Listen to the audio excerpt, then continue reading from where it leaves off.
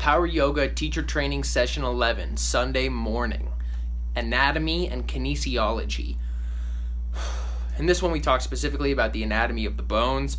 We went through the general bone structure and then dabbled in the muscles. We stopped right before the transverse abdominis.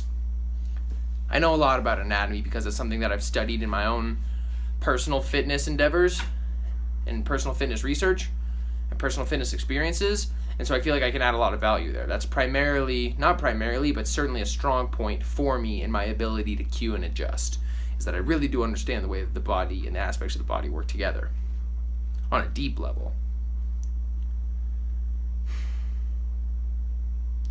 One thing Doris said that I really liked was that before someone should leave a pose, or before leaving a pose, I offer you to change the angle or the depth of the pose, use props, and then if none of that works, then find a pose that works better for you. We talked about something called lumbar pelvic rhythm, the ability for your spine to move in tandem in conjunction with your hips in a way that is a structurally integral movement pattern.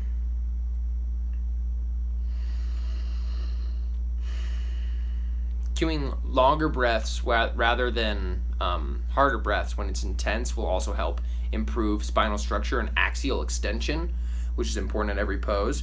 Another great cue is bringing the ears back, or just something to align the ears. Bring your ears back over your shoulders. Instantly everything just goes like, and it clicks. Look at the bones of your students. I'll look at the bones of my students when I'm cueing them, because that's where you can see structural misalignments, and then using the muscles to move the bones. We talked a lot about fascia, how fascia is really difficult to loosen. I bring all the myofascial release tools, so I think it's fairly apparent that I understand this to some degree, but I'm happy to learn it from a new perspective, where we talk about how the heat really helps loosen up the fascia in a way that actually lets us move and then heal it, and then how Shavasana really lets it all settle in and sort of like encases the mold.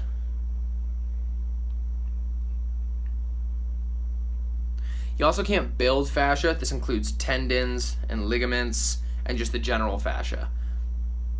But it's really important to work with it to be able to make our bodies move optimally. Done.